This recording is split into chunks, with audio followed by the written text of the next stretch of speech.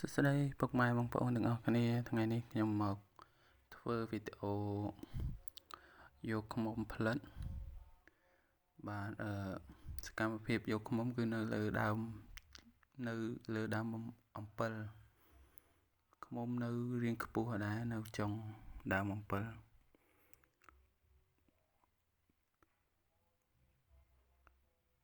កម្មភាពនេះគឺថាពិបាកទាំងឡើងពិបាកទាំងថតបន្តិចបាទខ្ពស់ដែរបងប្អូនមកផ្លិត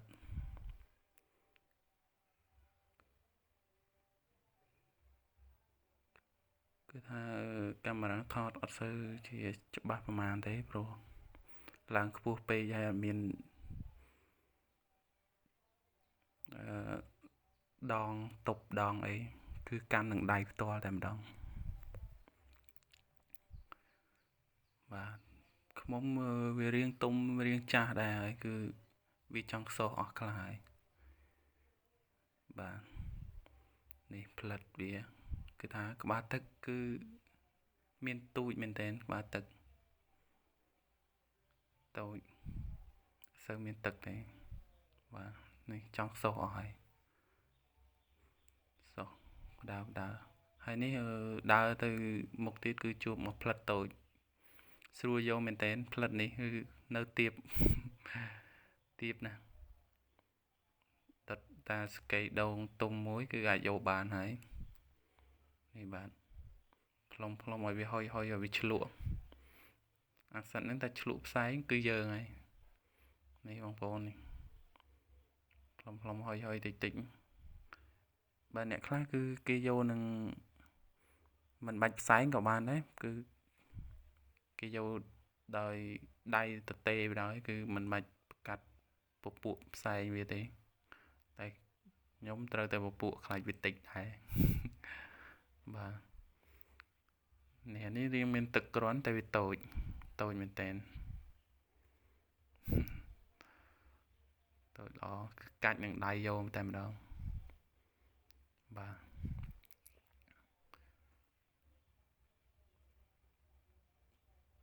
វានៅតែតាមដុកតូចនៅចិត្តភូមិមិនឆ្ងាយពីភូមិទេឃ្មុំនេះគឺនៅចិត្តភូមិបាទស្វិតមែនទែនដើមនេះអូខេបានមួយផ្លិតទៀតហើយទូចមែនទែននេះនៅលើដើមអំពិលមួយទៀតហើយតែដើមអំពិលនេះគឺរាងស្រួលចូលជាងមុនព្រោះវានៅមិនខ្ពស់ប៉ុន្មានទេបាទគឺថាឡើងទៅនេះអាចនឹងយកស្រួលជាងមុនបាទតែមិនសូវធំជាប្រមាណទេឃ្មុំនេះតែនេះវាមានទឹកច្រើនជាងគេវានៅក្បាលទឹករៀងល្អបាទបានតែហុយឲ្យវាឆ្លក់ផ្សែងគឺវាលែងតិចហើយគឺយើងអាចយកវាស្រួលកម្មវិធីនេះគឺខ្ញុំយកឃ្មុំបានតែប្រហែលជា3ផ្លិតទេព្រោះវាអត់សូវសម្បូរចូលឆ្នាំយើងអស់ព្រៃអស់ដុំគឺយើងរកតែក្បែរផ្ទះទេបាទចុះមកវិញហើយនេះឃ្មុំ